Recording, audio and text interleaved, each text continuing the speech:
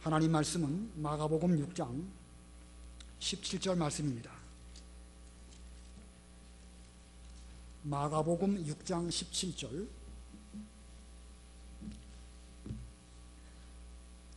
(29절까지) 봉독하겠습니다.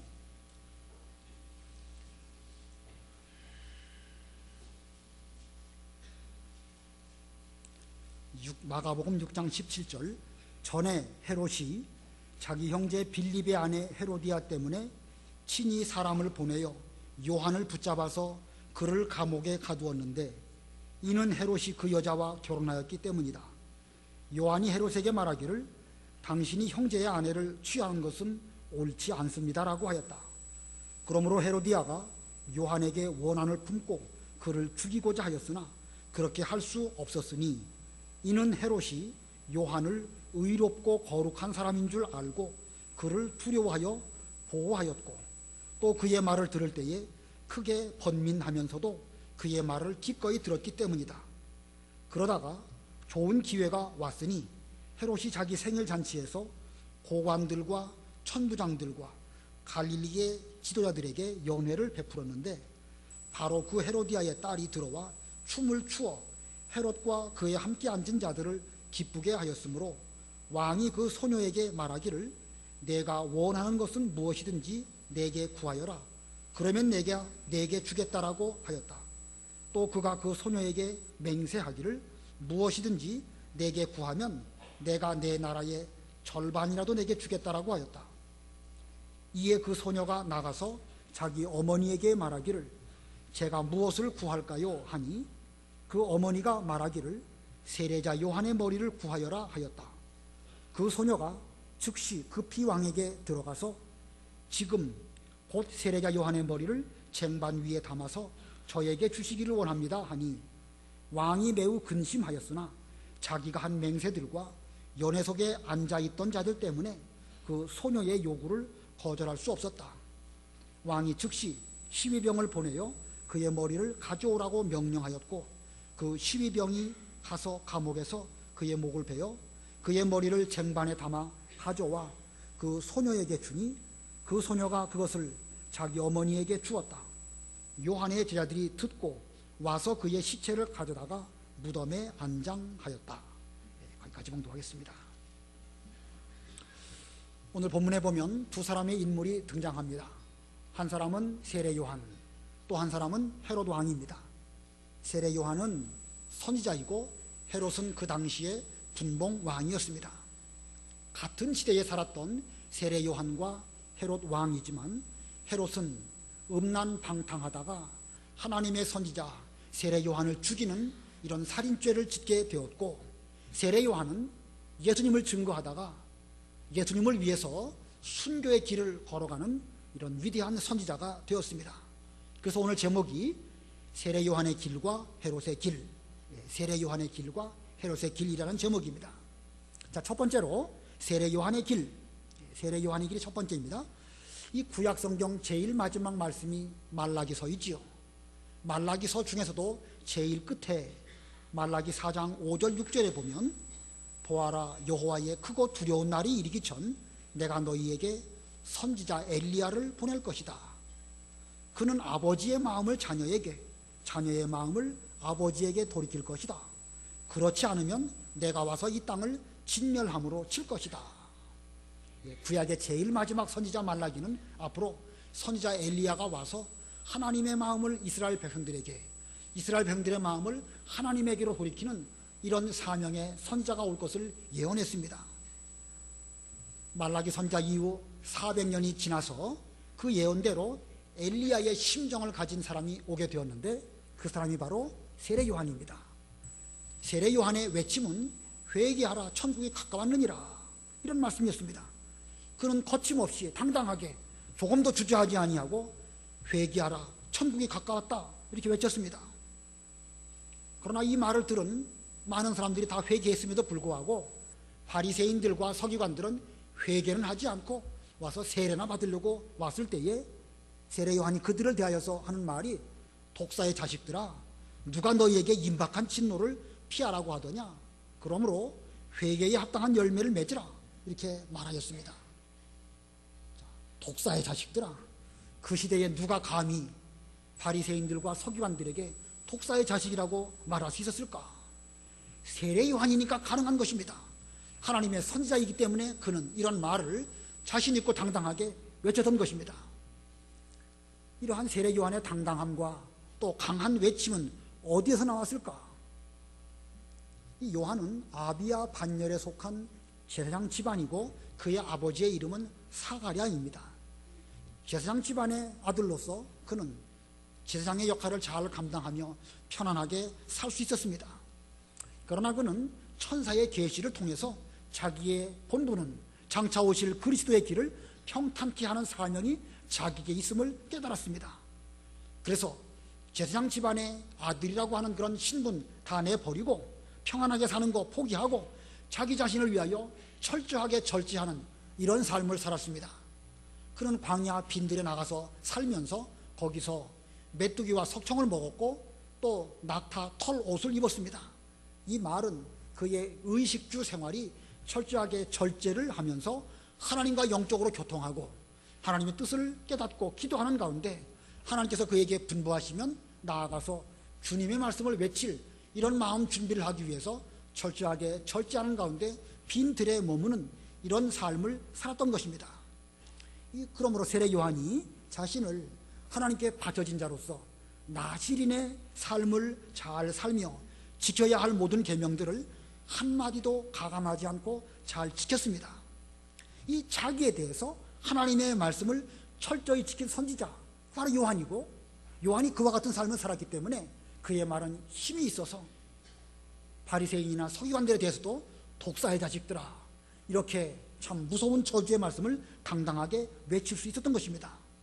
오늘 우리가 반드시 기억해야 할 것은 이 세례 요한이 하나님의 말씀에 대해서 철저하게 지켰기 때문에 거기서부터 영적 능력과 권위가 나왔다는 것입니다.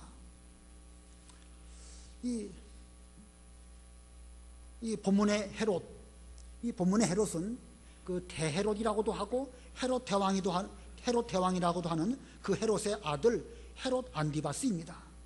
이 헤롯 안디바스가 자기의 이복 동생 빌립의 아내인 헤로디아를 빼앗아서 자기 아내를 삼았습니다.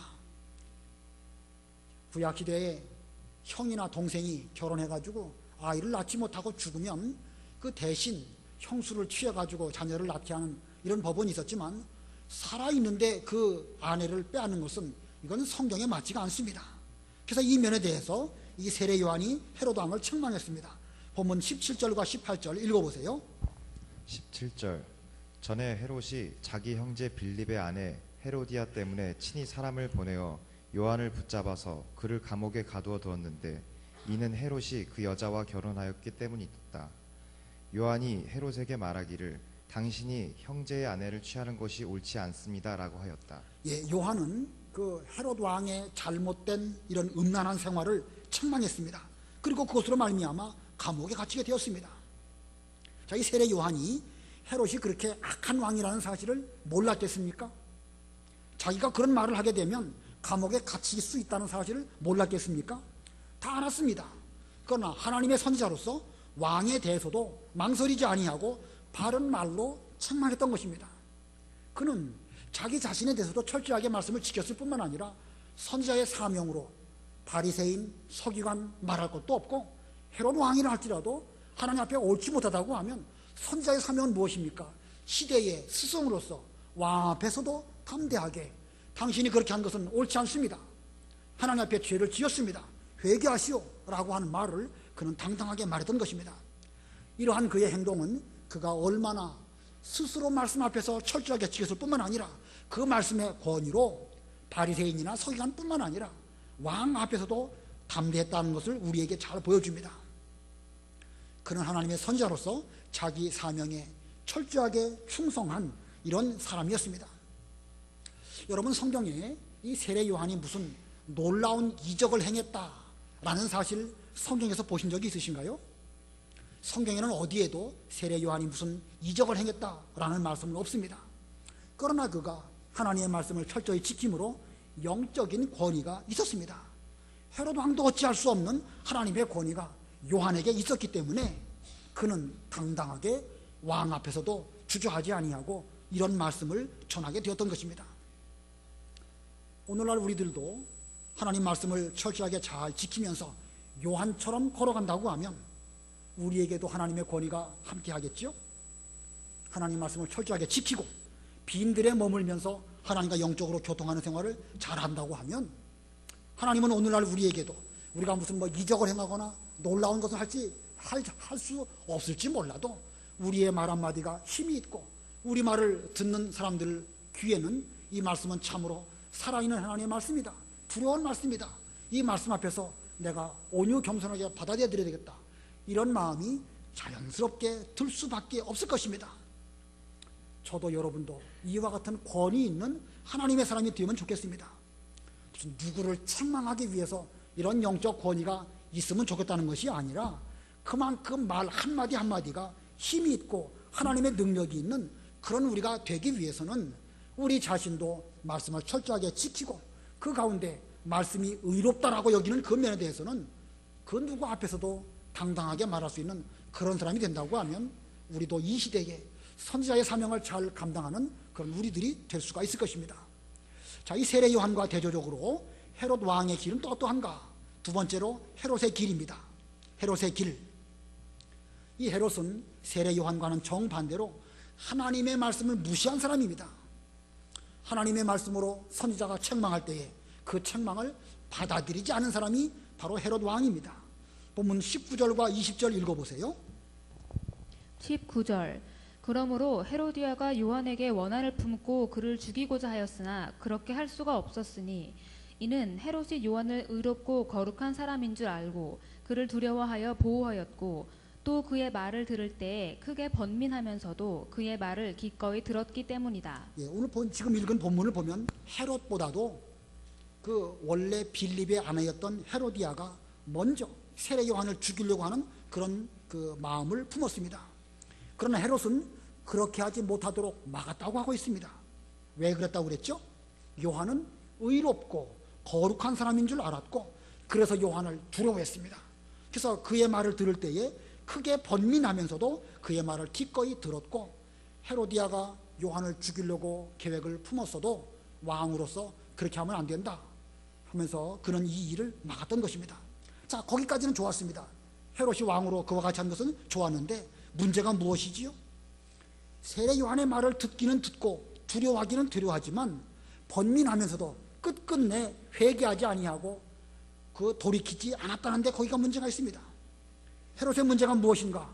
말씀을 듣기는 듣고 두려워하기는 두려워하고 번민도 하지만 그러나 하나님의 말씀을 무시하고 우물쭈물 망설이다가 결국 회개하지 아니하고 더 큰 죄를 짓는 길로 걸어갔다는 것입니다. 아무리 귓구멍이 있어가지고 하나님 말씀을 들어도 말씀 무시하고 자기가 돌이킬 죄에서부터 회개하지 않는다고 하면 그 사람의 죄악은 점점 커질 수밖에 없습니다. 이 죄의 특징은 점점 발전하고 장성하는 특징이 있습니다. 오늘 본문에 보니까 좋은 기회가 왔다고 했습니다.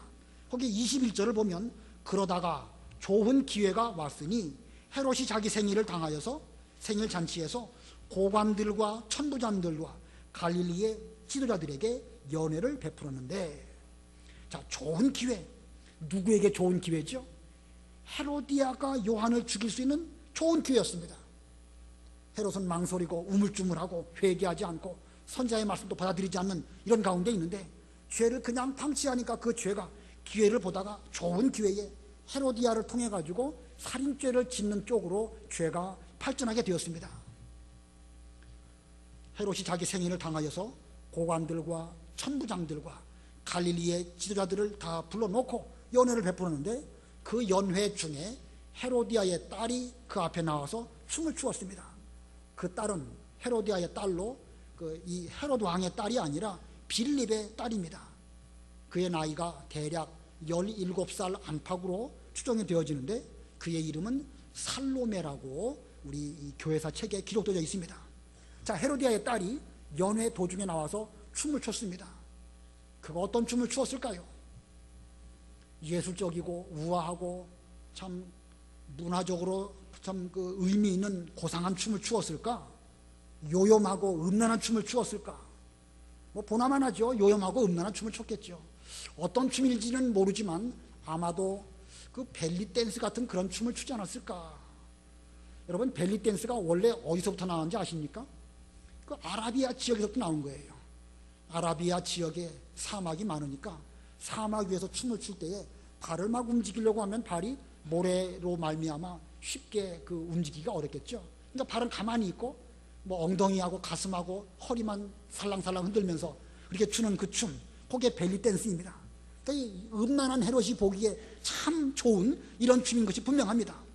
이 춤에 정신 나간 헤롯이 정신 빠진 말을 합니다. 맹세하여 말하기를 무엇이든지 구하라. 나라의 절반이라도 내가 주겠다. 왕으로서 나라의 절반을 줄 수도 없고, 또 그의 입장은 당시에 로마 황제의 명령을 받아가지고 팔레스타인 인근을 다스리는 분봉왕이기 때문에 자기 마음대로 그 땅을 줄 수도 없습니다. 그럴 만한 힘도 없습니다. 자, 그러면 왜 헤롯이 이렇게 헛맹세를 하였을까? 그런 이 선지자의 말, 책망의 말을 잘 받아들이지 않고 말씀을 무시했기 때문에 그렇습니다.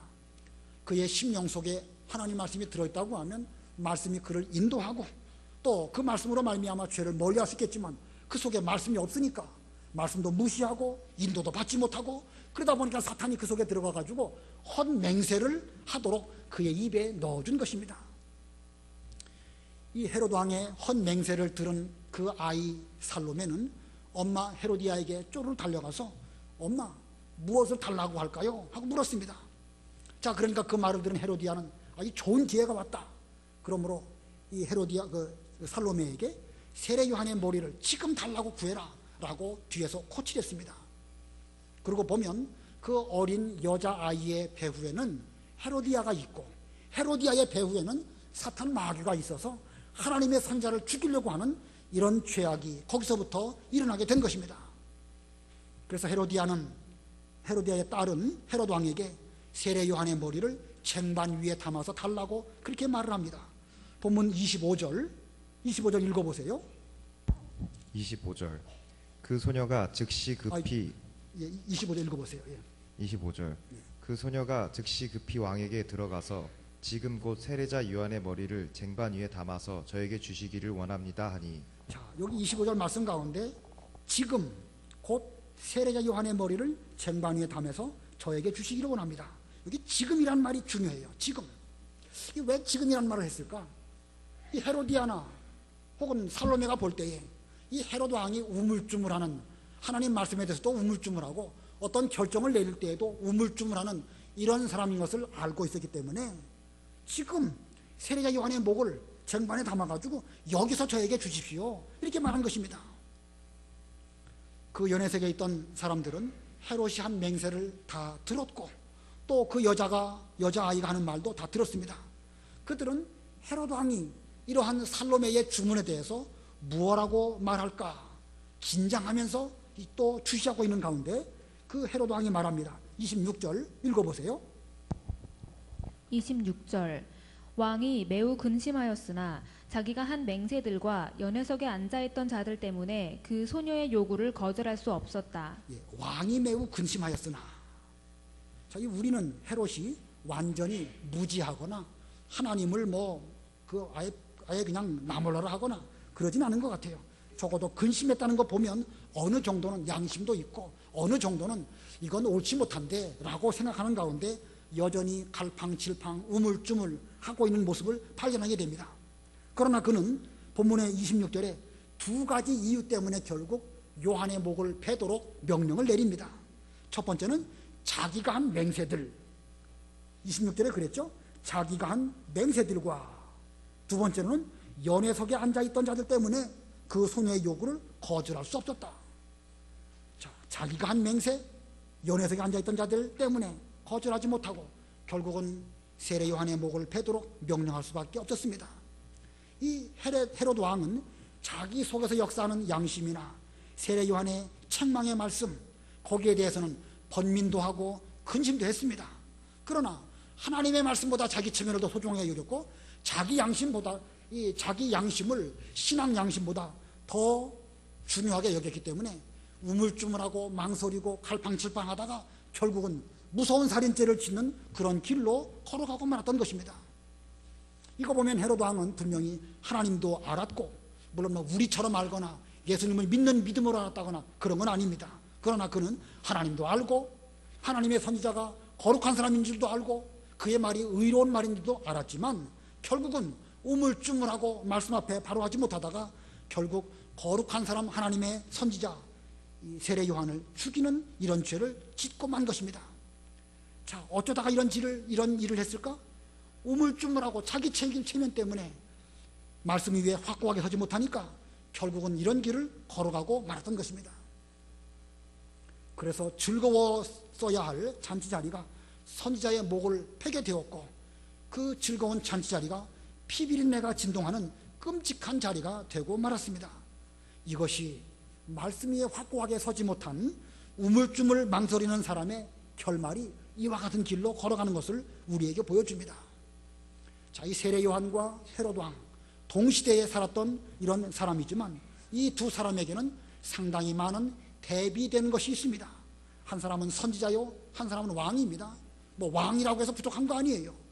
구약시대의 왕은 얼마나 존귀한 사람입니까? 그러나 그들의 생활 태도에 문제가 있었습니다. 한 사람은 하나님의 말씀을 지키기 위해서 빈들에 머물렀고, 이 사람은 왕궁에 머물렀습니다. 메뚜기와 석청을 먹고 낙타 털옷을 입으면서 철저하게 자기에 대해서는 절제하면서 하나님의 말씀을 지키기 위한 믿음의 길을 걸어간 반면, 헤롯 왕은 자기를 위해서는 호화로이 잔치를 하면서도 말씀에 대해서는 무시하고 우물쭈물하고 결국은 죄악의 길을 걸어가고 말았습니다.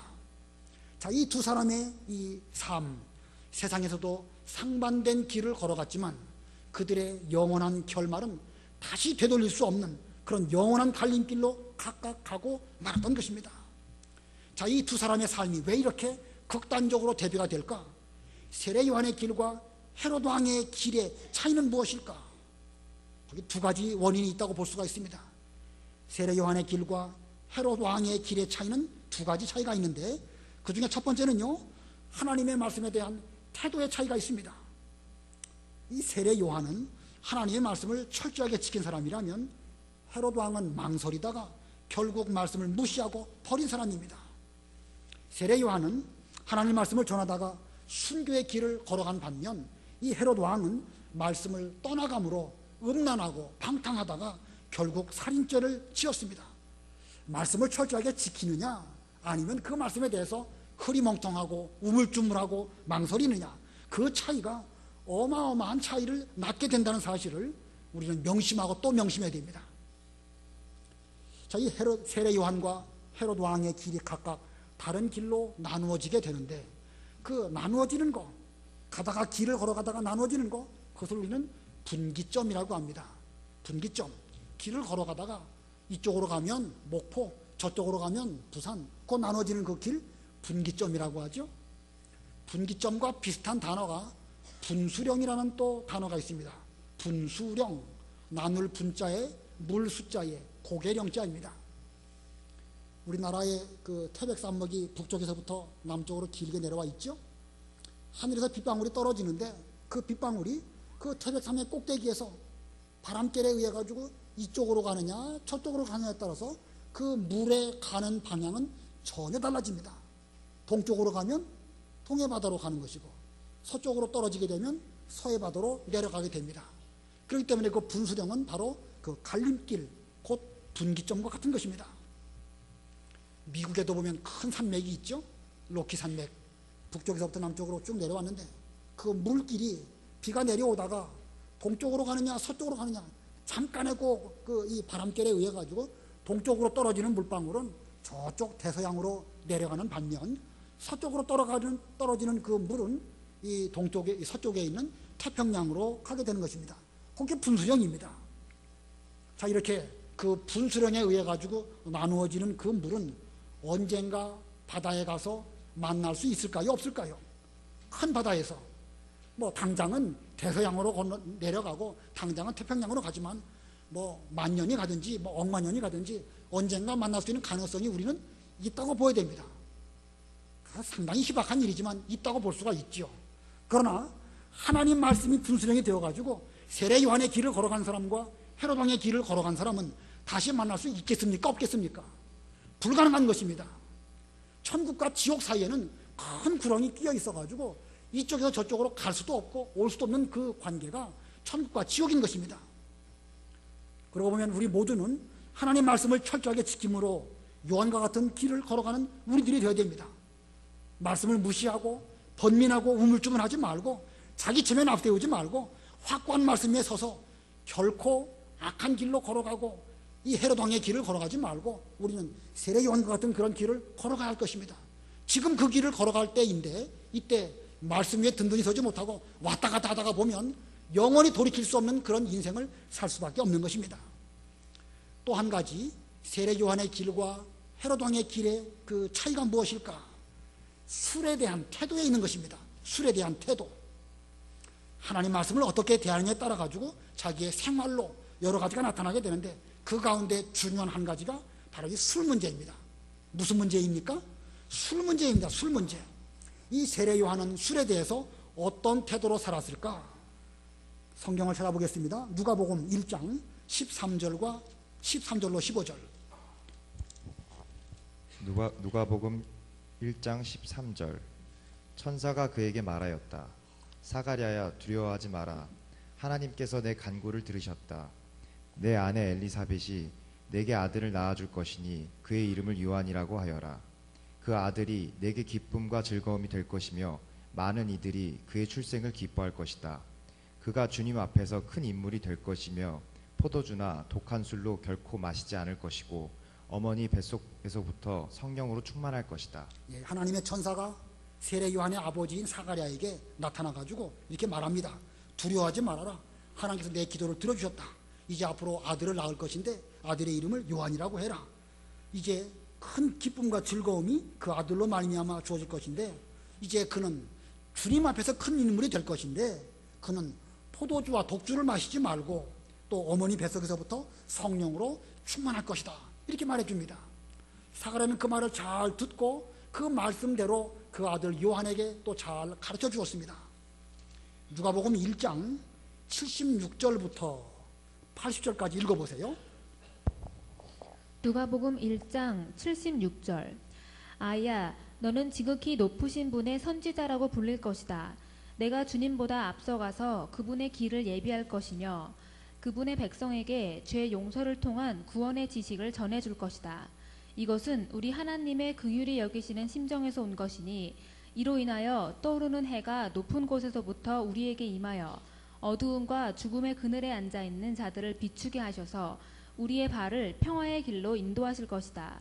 그 아이는 자라면서 영이 강해졌으며 이스라엘에게 나타나는 날까지 줄곧 광야에서 지냈다. 예, 76절에 아이야 너는 지극히 높으신 분의 선지자라 불릴 것이다. 아버지 사가랴가 요한에게 아이야 내 아들아 너는 지극히 높으신 분의 선지자가 될 것이다 라고 말해줍니다. 뭐 사가랴가 무슨 예언하는 능력이 있어 이렇게 말한 것이 아니라 그 역시도 천사를 통해서 들은 계시의 말씀이 있기 때문에 그 말씀대로 그 자기 아들을 신앙으로 잘 교육한 것입니다. 너는 앞으로 그리스도를 소개할 그런 선자가 될 것이니까 이제 그 그리스도로 말미암아 해가 높은 데 떠올라가지고 죽음의 그늘에 앉아있는 모든 자들에게 비출 것이고 우리의 발을 평화의 길로 인도하시는 그분을 소개하는 선자가 될 것이다. 그러므로 너는 천사의 계시대로 포도주와 독주를 먹지 말고 철저하게 말씀을 잘 지키는 그런 사람이 되거라. 아비가 그 아들을 신앙으로 잘 교육한 것입니다. 그랬더니 마지막 절에 80절에 그 아이는 자라면서 영이 강해졌으며 이스라엘에게 나타나는 날까지 줄곧 광야에서 지냈다.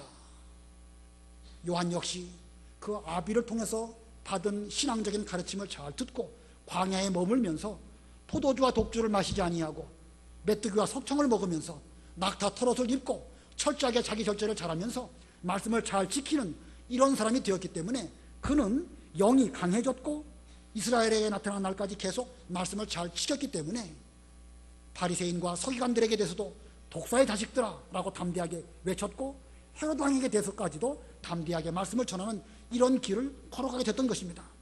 자, 이거 보면 이 세례 요한이 얼마나 단순히 술 문제 하나뿐만 아니라 모든 면에 있어서 철저하게 말씀을 잘 지킨 이런 사람인지 알 수가 있습니다.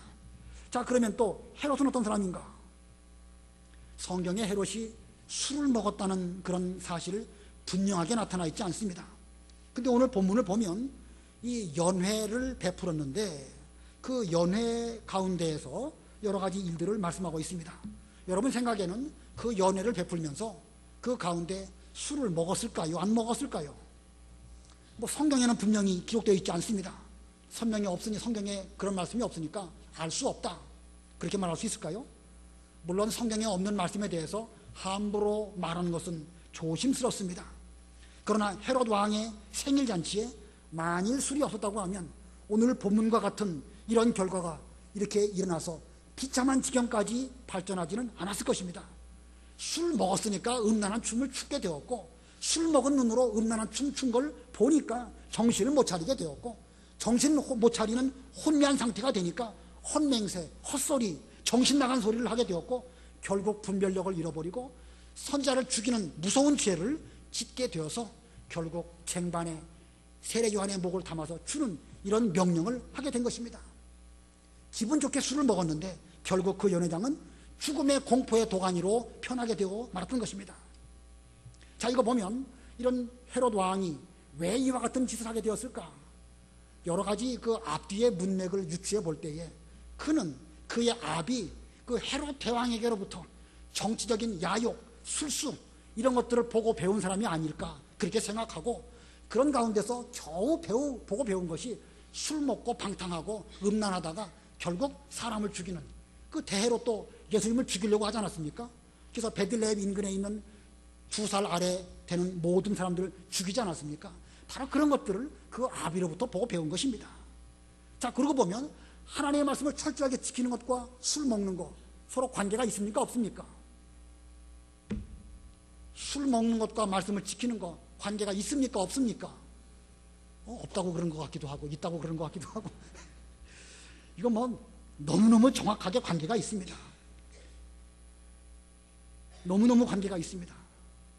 이 술이 얼마나 위험한가. 저는 오늘 이 예배 시간을 통해 가지고 특별히 여기 말씀을 듣고 있는 우리 젊은 분들에게 좀 이 말씀을 좀 확실히 좀 심어주고 싶어요. 술이 얼마나 위험한가. 이거 한 가지만 좀 잘 깨닫고 간다고 하면 우리는 예수 믿는 여러 가지 복 가운데에서 아주 큰 복을 특별히 또 받는 것입니다. 이 술 때문에 망가지는 가정이 어마어마하게 많습니다. 술 때문에 무너지는 자녀 교육이 얼마나 많은지 모릅니다. 인간을 힘들게 하는 요소들이 세상에 많이 있지만 그 모든 것 가운데서 대부분 다 술이라고 하는 매개체를 통해 가지고 가정이 무너지고 자녀들의 장래가 망가지고 자기 인생도 파괴되는 것입니다. 물론 술 먹는다고 다 망가지는 건 아니에요. 그러나 망가지는 사람들을 보면 95% 이상이 술 때문에 망가집니다. 동의하십니까? 술 먹는 사람이 다 망가지는 건 분명 아닙니다. 그러나 망가지는 사람들을 보면 이건 제 계산이지만 95% 이상이 다 술 때문에 망가져요. 제가 중고등학생들을 오랫동안 지도했는데 보니까 다 아이들의 마음에 그늘진 거, 집안의 어려운 문제, 경제적인 힘든 문제, 이런 모든 것들이 다 술 때문에 오더라고요. 그래서 말 그대로 술이 원수입니다. 전 세계적으로 볼 때에 사나운 짐승에게 물려 죽는 사람이 1명이라고 치면 술 때문에 죽는 사람은 10,000명이랍니다. 세계에 도처에 전쟁이 많이 일어나죠. 전쟁 때문에 죽는 사람과 술 때문에 죽는 사람 어느 게 더 많을까요? 술 때문에 죽는 사람이 뭐 통계 내본 건 아니지만 아마 몇백 배, 몇천 배는 더 많을 것입니다. 말 그대로 술이 정말로 원수인 것입니다. 이렇게 술이 우리의 삶을 파괴시키는 가운데 있는데 이 술 문제를 어떻게 끊어버릴까? 이게 뾰족한 대책이 저도 없고 여러분도 없고 정말 없습니다. 어떻게 될지 모르겠습니다. 그러나 술 문제를 해결할 수 있는 유일한 해결책이 무엇일까? 하나님의 말씀에 철저하게 서 있는 것, 이거 외에는 술을 끊어버릴 수 있는 방법이 없습니다. 제가 어렸을 때 저희 아버지는 참 술을 많이 잡수셨어요. 그래서 저녁 때쯤 되면 뭔가 예감이 옵니다. 오늘 아버지께서 또 술 많이 들고 오셔가지고 많이 괴롭힐 것이다. 느낌이 와요. 느낌이. 무슨 뭐 예언적인 것인지는 모르겠지만 그런 게 있습니다. 그러면 제 마음속에 공포 분위기가 막 들어와요. 오늘 저녁 또 어떻게 견딜까? 정말 대단히 무섭습니다. 그런 일들을 수없이 겪다 보니까 정말 술 보기도 싫고 원수처럼 여겨지고 막 근처도 가기 싫습니다. 여기 해화동 로타리에서 저쪽 삼선교로 넘어가다 보면 옛날에 오른쪽에 그 굴 파놓고 거기에 석굴암이라고 하는 술집이 있었어요. 한 20, 30년 전 얘기 아시는 분들은 아실 것입니다. 그 당시 여기 서울대학교가 있었고 서울대학교 학생들이 거기 가고 막걸리 먹고 그랬습니다. 거기를 지나가다 보면 그 안에서 환풍기를 통해 가지고 술 냄새가 나오는데 얼마나 그 냄새가 역겨우는지 몰라요. 지금도 그 냄새가 아주 그냥 그 코에 와 닿는 것 같습니다. 근데 제가 성인이 되고 어른이 되니까 저도 모르는 사이에 제 몸속에도 술 좋아하는 그 피의 DNA가 섞여 있었는지 뭐 먹고 싶은 거예요. 저도요. 군대 가갖고 10km 구보를 하고 돌아와가지고 대대장이 막걸리로 이렇게 다 수고했다고 한 잔씩 주는데 그게 그렇게 먹고 싶었었습니다. 저도 보면은요, 그렇게 원수처럼 여겼던 술도 어느 시점 되면 먹고 싶은 충동이 들어올 수밖에 없습니다. 본성적으로 먹고 싶은 술의 유혹을 어떻게 이길 수 있었을까? 제 무슨 인간의 의지로 그걸 이긴 것이 아닙니다. 하나님의 말씀이 저를 붙들어 주셨기 때문에 그것이 가능했던 것이고, 하나님의 말씀이 저를 붙들어 주지 않았다고 하면 저 역시도 별 수 없는 것입니다. 만일 제가 요즘에 술을 처먹고 집에 들어가가지고 우리 아이들 불러놓고 이렇게 해라 저렇게 해라 잔소리하고 여러 가지 했다고 하면 우리 아이들 역시 제가 어렸을 때 느꼈던 그런 공포를 느낄 것입니다. 감성적으로 심리적으로 아이들의 마음이 어떻겠죠? 뭐 공부가 제대로 되겠습니까? 뭐 어디 정서적으로 안정되겠습니까? 자녀 교육은 망가지는 것입니다. 그러다 보니까 이 술을 먹다 보면 그 자녀가 커서 또 역시 술 먹고 싶은 충동이 들고 또 그 술을 원수처럼 여기면서도 자기도 결국 그 길을 걸어가게 되고, 그러다 보면 손자들도 그렇게 되는 것이고 손자의 그 다음도 그렇게 되는 것이고, 술의 악순환으로 말미암아 가정들이 다 무너져가고 있습니다. 이 술 때문에 발생하는 가정의 악순환, 이걸 끊어야 되는데 끊어버릴 방법이 무엇입니까? 하나님의 말씀을 지키는 것 외에는 달리 방법이 없습니다. 자, 우리는 반드시 기억할 거, 한 잔, 두 잔 술 때문에 우리의 가정과 우리의 자녀들이 다 망가지는 가운데 있습니다. 뿐만 아니라 앞으로 세상도 술 때문에 망할 것이라고 성경은 말씀하고 있습니다. 시간이 없으니까 몇 군데 빨리 찾아보겠습니다. 요한계시록 17장 2절로 4절. 요한계시록 17장 2절로 4절. 요한계시록 17장 2절. 땅의 왕들이 그 여자와 더불어 음행하였고 땅에 사는 자들도 그 여자의 음행의 포도주로 인하여 취하였다 라고 하였다. 그가 성령으로 나를 데리고 광야로 갔다. 그때 내가 붉은 짐승 위에 앉아있는 여자를 보았는데 그 짐승은 하나님을 모독하는 이름들로 가득하였으며 7머리와 10뿔을 가지고 있었다. 그 여자는 자주색과 붉은색 옷을 입고 금과 보석과 진주로 꾸민 손에 역겨운 것들과 음행에 부정한 것들로 가득 찬 금잔을 가지고 있었으며. 예, 여기 그 큰 음료가 나오죠. 거짓 선지자 음료입니다. 그가 음행의 포도주로 취했다 그러고 있습니다. 그리고 4절에는 자주색과 붉은색 옷을 입고 사치를 가리키는 것입니다.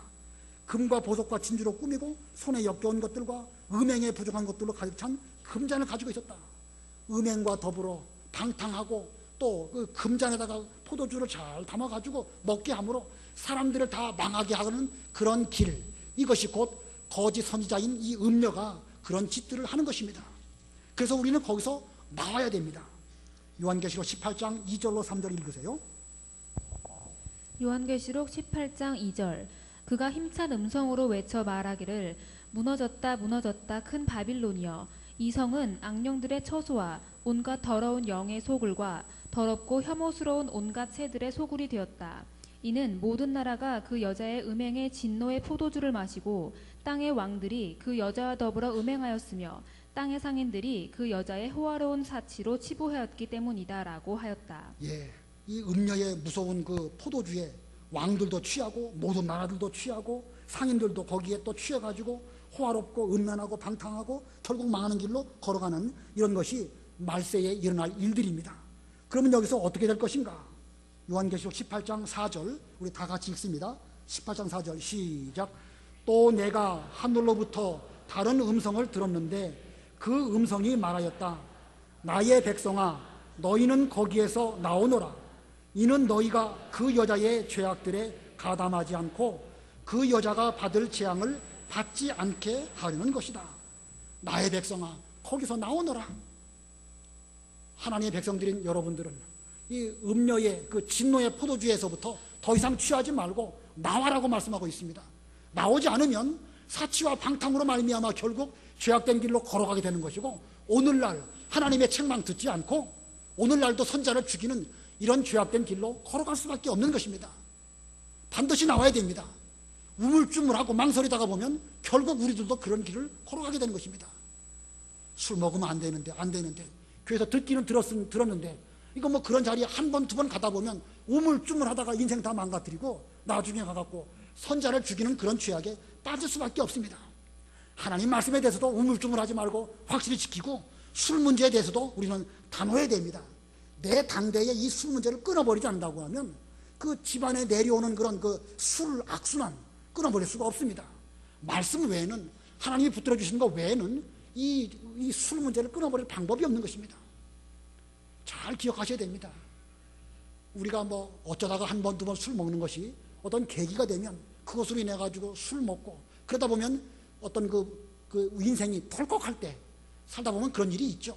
인생이 뭐 평탄하지만 합니까? 덜컥하는 경우가 있는데 그때 그 문제를 술로 해결하려고 하다가 집안이 다 망가지고 풍지박산 나는 경우가 너무너무 많습니다.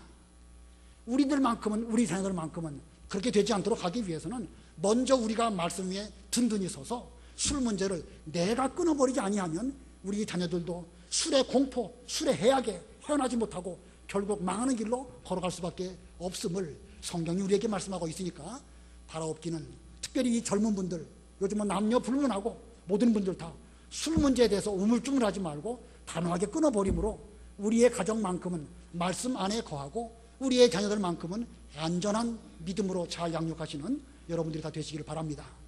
기도하겠습니다.